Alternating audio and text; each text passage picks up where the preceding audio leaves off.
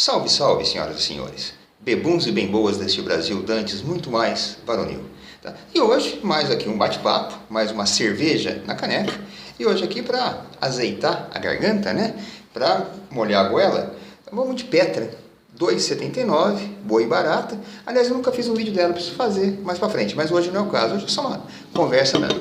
Bom, eu tenho, assim, uma certa implicância, me causam incômodos, na verdade, essas frases feitas, esses jargões, esses clichês, né? Essas expressões, assim, genéricas que se usam.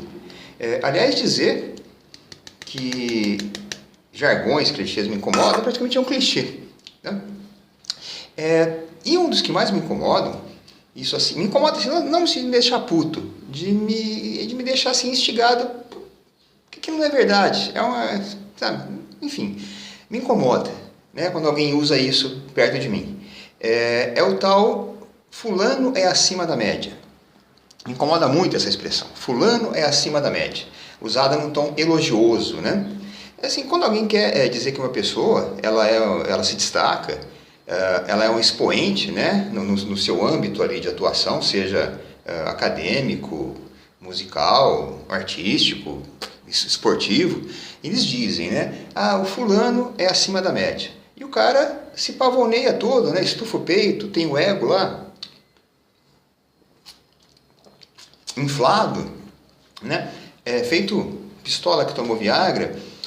Eu não vejo esse acima da média como algo elogioso. Pelo contrário, eu assim, me soa, né, até com certo quê de ironia, de deboche. Porque vejamos bem, acima da média. Acima de que média, meu amigo? Da média da humanidade? Qual que é o mérito disso? A média da humanidade é muito baixa. Você é acima da média. De quem? Né? É muito baixo. O grosso da humanidade é uma média muito baixa. Tá? Então, acima da média humana é uma coisa que parece até, o que eu falei, parece até um deboche. Né? No Brasil, então, aí a coisa desgraçou. Se alguém chegar para mim e falar assim, acima da média, porra, no Brasil, aí estão tirando sarro da minha cara. Né? O QI médio do brasileiro é 83. Isso, pesquisa de 2019, antes da pandemia. Hoje não chega a 80. Né? A chita do Tarzan era mais inteligente do que a média do brasileiro. Então, não acho nada de elogioso. Então, às vezes, quando eu quero me referir a esses gênios, né, existem essas joias da Beneta. Esse negócio de acima da média eu não gosto, eu prefiro chamar essas pessoas de singularidades. Né? São pessoas singulares, são singularidades. Feito a singularidade lá que dizem que deu origem a tudo o que existe no universo, né? Que inclusive ao espaço e o tempo também. Toda a matéria que se tem no universo hoje, ela estava concentrada num ponto. Tá? Esse ponto não tem dimensão, por definição, um ponto não tem dimensão, não tem nada, definição matemática. Concentrado num único ponto, e chegou um ponto que ela não se aguentou de tanta densidade, de tanta concentração de matéria, explodiu e está se espalhando até hoje. Então esses grandes gênios, né, para mim eles são singularidades. São pessoas que têm uma tal concentração de massa ali de talento, né, uma tal densidade de genialidade, que eles explodem na forma das obras dele. E isso vai se espalhando aí, né, por anos, séculos até. Né? Então, Shakespeare foi uma singularidade, Machado de Assis foi uma singularidade, o Michelangelo, o Da Vinci, o Newton, são pessoas singulares. Né? E aí, mas eles são exceções. Né? E aí a humanidade, que é burra, a grosso modo é burra, né? O que ela tem de burra, ela tem de canalha, ela tem de oportunista. Né? O que a humanidade faz? Ela meio que se apropria da obra dessas singularidades. Né? Essas singularidades, na verdade, elas são aberrações, são pontos ali fora da reta. O normal da humanidade, o grosso, é a burrice. Essas singularidades são pessoas aberrantes, elas fogem disso aí. E a humanidade, canalha como só ela meio que se apropria da obra desses gênios. Né? Usa essa obra para justificar essa existência torpe, né, e nociva da humanidade no planeta. Né? Fala assim, a humanidade, o ser humano mata, guerreia, destrói, faz o outro passar fome, mas olha o que ele consegue produzir. Aí mostra a Capela Sistina. Não, meu amigo, a humanidade não é capaz de produzir a Capela Sistina. O Michelangelo foi capaz. Eu não sou capaz, você não é capaz. Mostra a obra do Shakespeare, do Machado de Assis. Não, a humanidade não é capaz de produzir aquilo. Esses caras foram. Né? A humanidade não produz porra nenhuma. A humanidade produz miséria, dor e sofrimento. Tá? A humanidade como um todo, o que ela consegue produzir é isso. É miséria, dor e sofrimento. Né? Mas ela meio que se apropria dessa coisa aí. Né? Então eu prefiro chamar esses caras de singularidades ao invés de acima da média. Seria um desprezo com esses caras. E a primeira vez que essa expressão me incomodou, eu tinha uns 14, 15 anos, né? 14 anos, eu estava na 8ª série. Na época eu morava em Rondônia. Meu pai teve lá uma promoção no trabalho dele, tá boa essa pedra, rapaz, você não imagina o quanto isso aqui tá boa. E essa promoção veio vinculada a uma mudança de residência. A gente saiu do estado de São Paulo e fomos para Rondônia, em Porto Velho, isso em 1980. E lá, na época eu estudava aqui em escola pública, no estado de São Paulo, a escola pública ainda tinha uma qualidade bem razoável, e em Rondônia ela já era sucateada, mais ou menos como hoje aqui. Já não tinha professores, aquela coisa toda. E aí meu pai colocou a mim e a minha irmã em escolas particulares, religiosas, as únicas duas que tinham lá, o Dom Bosco e a Auxiliadora, as duas da rede salesiana. Na época o Dom Bosco era só de meninos, não era mista, e a Auxiliadora, bom, eu estava no Dom Bosco. E havia um padre lá, o Padre Miguel, que foi o padre que me falou que eu era ateu, eu nem sabia que era ateu, ele que me falou, né? Eu já era, mas eu não sabia, ele que me falou. E esse Padre Miguel era um cara de gente boa, eu gostava dele, né? Apesar dele saber da minha condição, ele estava normal, era um padre italiano, era um cara com uma cabeça mais aberta, né? E uma vez, na entrega dos boletins, ele era o diretor da escola, eu tinha notas boas, né? E ele me falou isso, que eu era acima da média, eu lembro até hoje disso. E eu perguntei por quê. Aí ele falou, não, você tem notas boas, a maioria era 10 das notas, 9 eu já achava ruim, né? E eu fiquei pensando, eu tinha nota boa, né? Eu era bom em absorver o conhecimento que me era passado, em reproduzir aquele conhecimento, tá? Mas eu nunca achei que isso, é uma habilidade. Eu conseguia absorver aquilo bem, eu conseguia memorizar aquilo bem e reproduzir aquilo bem. É uma habilidade. Mas assim, não é uma habilidade que eu acho assim, digna de muito mérito ou qualquer tipo de citação. Né? Porque na verdade eu só estava absorvendo um conhecimento que alguém produziu, reproduzindo alguém que produziu. O Newton ele fez a porra das 3 leis. Né? A da inércia, a das massas e a da ação e reação. O cara saiu do zero, o cara saiu do papel em branco. Né? O cara pensou, o cara queimou o neurônio, o cara escreveu, o cara rascunhou, o cara apagou, o cara rasurou, o cara amassou. Depois de anos de trabalho, ele chegou para a humanidade com o trabalho pronto, com a coisa mastigada, na forma de... Né? 3 formulinhas aqui, tá? Ele deu uma coisa mastigadíssima. Porra, o mínimo que eu tenho que fazer é conseguir entender aquilo ali. O cara teve o trabalho todo, ele me deu uma coisa totalmente já decifrada. Eu entendi aquilo, reproduzi, não via grandes coisas nisso, tá? Mas realmente eu tinha nota boa, mas aquilo ficou na minha cabeça. Inclusive, nesse ano, na 8ª série, eu ganhei uma medalha, no final do ano, eles reuniam lá as famílias, aquela coisa toda. Eu ganhei a medalha, e melhor aluno do colégio, né? Não só da 8ª série, do colégio Dom Bosco ali, né? Acho que o meu pai tem essa medalha até hoje. Ele tem muito mais orgulho dessa medalha do que eu, porque não tenho nenhum. Para mim aquilo, né? E foi terrível. Para mim aquilo não foi um prêmio, foi um castigo. Com 14 anos, né? O moleque tímido que eu sempre fui. Quer dizer, aliás, tímido não, né? As pessoas sempre me convenciam que eu era tímido. E eu carreguei isso até quase meus 30 anos, talvez, né? Essa ideia de que eu era uma pessoa tímida. Acabei descobrindo que não. Eu não sou tímido, na verdade eu sempre fui avesso, né, ao tal do convívio social. Não é que eu era tímido, não é que eu não entrosava com as pessoas por timidez, é que realmente eu não gostava. Agora imagina um moleque de 14 anos, tímido, né? Eu fui chamado ao púlpito, ao palco lá do anfiteatro do Dom Bosco para receber medalha. Todo aquele povo me vendo, aquilo para mim foi a morte. né? A única coisa que eu pensava era, porra, eu estudei o ano inteiro e eu estou sendo castigado, né? Tanto que no primeiro ano, no colegial, que foi o último que eu passei em Rondônia, eu já comecei a dar uma relaxada. Já me tirava uma 10, 9, era 8, 7, às vezes um 6, porque eu não queria passar por aquilo de novo, né? Então essa coisa acima da média, eu não entendi por quê. Eu só reproduzia aquilo que me passavam, para mim, né? Mas é isso. E aí, sim. Aí, coincidentemente, depois, quer dizer, coincidência, repito, não existe, né? Essa coisa de aleatório, de acaso não existe. O que existe são ocorrências, né? Que tem um padrão que a gente não identifica, né? Tem uma palavra que é a tal da sincronicidade, que talvez eu aceite ela melhor do que a coincidência. Depois que o padre me falou isso, acho que uns 2 dias depois, peguei um livrinho lá na biblioteca da escola mesmo, não lembro o autor, não lembro o nome, na época não tinha essa preocupação em guardar nome de livros, de autores. Era um conto de ficção e não sei se era o homem mais inteligente do mundo, não lembro realmente. Eu lembro do enredo, do fio condutor da história, não lembro de detalhes. E a história se passava no planeta Terra, no ano de 3000 e alguma coisa.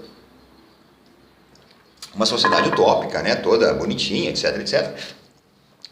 E o esporte mais apreciado, com mais torcedores na época, não era futebol, não era basquete, não era porra nenhuma disso. Era uma espécie de uma Copa do Mundo de inteligência, né? Um certame mundial de habilidades mentais e cognitivas, né? Você vê que isso é uma utopia.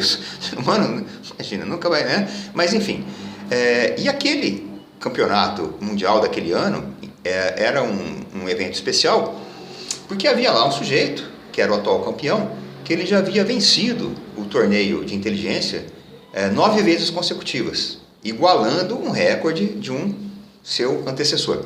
E se ele vencesse mais um 10º consecutivo, ele estabeleceria um novo recorde. O cara venceu, e aí foi aquela festa, né? O cara foi declarado oficialmente como o homem mais inteligente que já nasceu no planeta Terra. 10 vezes consecutivas o cara ganhou.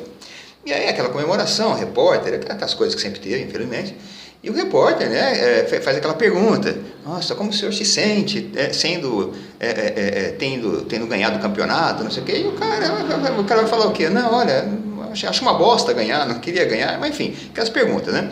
E o repórter perguntou para ele: como o senhor se sente, né, sendo o homem mais inteligente da Terra? Inteligente, como de fato o cara era, ele respondeu: como o senhor se sente sendo o homem mais inteligente do planeta? O repórter perguntou. E sendo inteligente, como o cara era, ele respondeu: que pena que seja desse planeta. E isso encaixou perfeitamente com o que o padre me falou, né? Então, esse negócio de acima da média eu acho curioso. Não gosto, né? Não gosto. Eu acho até, enfim. E uma outra coisa que aconteceu comigo também nesse sentido, né, que só me leva a desconfiar dessa coisa do acima da média, né, dessas supostas inteligências, inclusive, isso aconteceu na 2ª série do primário, anterior ao do Padre Miguel, com a dona Aparecida. Eu estudava lá, e ela fazia ditados, né, na época havia os ditados. Hoje, se você fizer um ditado em sala de aula, não precisa ser ditado de palavras. Se você ditar um exercício, 70% da sala espera o colega acabar de anotar, tudo errado, tira a foto e depois copia do celular, né? E uma vez, eu lembro, a dona Aparecida fez um ditado de 40 palavras. E eu acertei as 40. Ela ficou exultante. E aí, para minha desgraça, o que ela fez? No padre eu tinha 14, ele tinha 8, era pior ainda, eu era mais ainda arredio, né, ao convívio social. Ela andou pela escola inteira, sorte que era uma escola pequena, não eram tantas salas assim, e ela me levou, me arrastou a tiracolo, de sala em sala, para mostrar que eu tinha acertado os 40. Aquilo para mim foi a morte. Mesma coisa, não tive dúvida. A partir daí, eu sempre errava de propósito, lá 2 ou 3 palavras, para não passar por aquilo de novo. E uma vez ela falou: nossa, você é muito inteligente. Quando alguém te fala que é inteligente, você tem que ser inteligente em não acreditar muito naquilo. Quando uma professora fala para você que você é muito inteligente, na verdade, o que ela está dizendo é o seguinte, né? Por que ela achava que eu era inteligente? Porque eu era uma espécie de um cachorrinho poodle facilmente adestrável. que se adestra fácil, que não se opõe ao condicionamento. Tudo que ela ensinava, eu engolia e devolvia, engolia e devolvia. Eu era facilmente adestrável. Muitas vezes, essa facilidade da pessoa ser adestrada se confunde com inteligência, né? E também, por que ela ficou exultante por mim? Acho que até ficou, na cabeça dela ela ficou feliz por mim, mas ela ficou mais feliz por ela até. Porque assim, da mesma forma que eu falei anteriormente, que a humanidade se vale da obra dos grandes gênios para justificar a sua permanência nociva nesse planeta, a professora que tem um aluno brilhante, esse aluno, ele certifica que ela fez um bom trabalho. Tem aquele aluno que não faz nada. Aí, muitas vezes o professor é questionado. Mas o aluno não está aprendendo, o que está acontecendo? Quer dizer, hoje não é questionado, hoje o professor é crucificado, está sendo massacrado. Tudo que dá errado na educação, que é feito para dar errado, que é planejado para dar errado, a culpa vai no professor. Ainda bem que eu consegui sair de sala de aula. Mas o professor é questionado. Aí o que ela faz? Ela usa o aluno inteligente, o pudolzinho que é facilmente adestrável, e fala assim, olha, eu ensino todo mundo igual. Olha as notas desse rapaz aqui. Olha, ele é a prova de que eu ensino. Então, tem que ter um certo cuidado quando esse negócio das pessoas, você te atribuem uma certa inteligência, alguma coisa assim. Geralmente, a pessoa que está te atribuindo isso aí, ela vai se valer muito mais disso do que você. Né? Muitas vezes ela vai usar isso daí em proveito próprio, por causa do professor. Você vira o álibi do professor. Você é um cara que é facilmente adestrável. E você vira um álibi. Olha só, isso aqui eu ensinei, por que o outro não aprendeu? Muitas vezes o aluno não quer aprender também. Isso a gente sabe. Tá? Mas então, essa coisa, você tem que ter muito cuidado. Então, realmente, meu amigo, se você é inteligente, eu vou te dar um conselho. Né? Vá criando ao longo da sua vida meios. Tá? Isso assim até os seus 40 e poucos anos, 50 no máximo. Vá criando meios, eu digo meios financeiros mesmo, de você poder se isolar da humanidade. Se você for verdadeiramente inteligente, crie meios, crie recursos para você se isolar da humanidade. Tá? Eu, com 58, eu não consegui e não vou conseguir nunca. Né? O que mostra que realmente eu não tenho nada dessa inteligência aí que o padre achava que eu tinha, a dona Aparecida, enfim, nada. Tá? Se você é inteligente, crie meios de se isolar da desgraça dessa humanidade. Né? E, no fim das contas, né, amigo, tem aquilo também.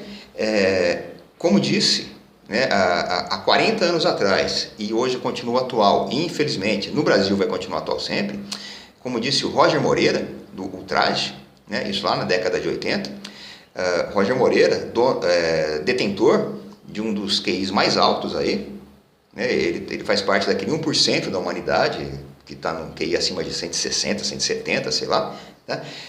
QI esse, dotação de QI esse, que reza a lenda, eu nunca vi as fotos, não me interessa, reza a lenda que esse QI altíssimo, grande, dotadíssimo, é inversamente proporcional ao, não sei, aí também não me interessa. Mas o Roger, ele já falou isso lá atrás. Tá? No fim, nós somos todos inúteis, meus amigos. Nós somos todos inúteis. Amanhã você está na vala comum e fim de papo. Tá? Então, só para não ficar sem gravar nada essa semana, eu queria falar essa coisa de acima da média, de inteligente, cuidado. Tá? Inteligente, quando você recebe esse elogio, é porque você está servindo a algum propósito. Tá? Você está sendo útil a alguma pessoa. Aí ela diz que você é inteligente. Tá? Fora isso. Tá? E a conversa hoje era essa. Vou matar essa pedra, tem mais umas 3 ou 4. Né? E é isso, meu amigo. Tá? Então, saudações.